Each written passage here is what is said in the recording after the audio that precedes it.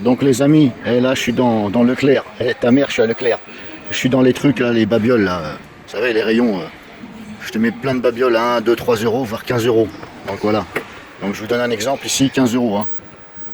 Je suis chez Leclerc, hein, vous ne rêvez pas, je veux dire. Moi non plus, c'est ce que je voulais dire. Donc ça, vous voyez, ce truc là, ça. Prise de courant, 5 avec 2 USB. Ben, sur la vie de ma mère, que chez Action, vous avez le même à moins de 10 euros. Voilà, il me semble bien que c'était 8 euros, un truc comme ça. Et franchement, j'ai failli le prendre, mais bon. Je regarde un petit peu avant, à droite à gauche, mais je vous promets qu'il était à moins de 10 euros chez Action. Presque le même. Voilà, avec 2 USB. Et là, 15 euros. Voilà, chez Leclerc.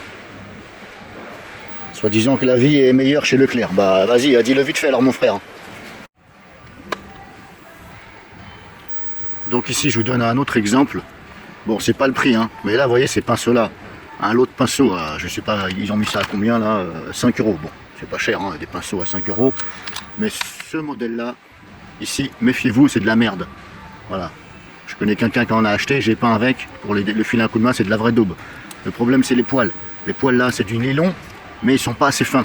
Si vous voulez au toucher, quand vous le touchez les poils, c'est pas assez fin. Et le problème c'est que quand vous peignez, eh ben, ça étale mal la peinture et ça veut pas bien rentrer la peinture dans le bois. Donc grosso modo, c'est de la daube. Enfin, tout au moins sur le bois. Voilà. Après, à mon avis, sur la ferraille, vu que je travaille dans le bâtiment et l'industrie, je vous déconseille de peindre de la ferraille avec ça.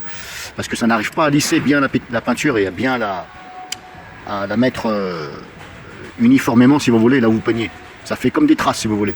Et en plus, c'est marqué toute peinture. Bon, toute peinture ne veut pas dire toute matière, mais voilà, ceux-là, c'est de la daube. Après, il y en a d'autres, bon, je dis pas. Mais ceux-là, voilà. N'hésitez pas à sortir un pinceau, un petit, et à toucher les poils. Il faut vraiment que ce soit, on va dire, très fin. Sinon, bah, ça fera un truc bizarre. Bon, voilà, j'ai trouvé... donc là, je suis dans le rayon pinceau. Hein. Ici. Voilà. Et là, je suis allé spécialement pour vous, les amis. Voilà un bon modèle de pinceau. Quand vous touchez ici, c'est très fin. Les poils sont très fins. Comparé à d'autres modèles, si vous voulez, eh bien, c'est plus ou moins fin.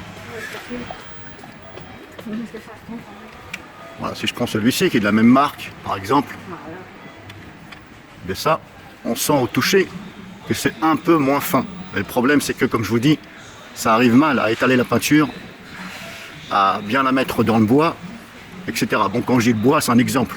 Mais n'hésitez pas à toucher ici le pinceau, et ça doit être vachement fin au toucher. Voilà.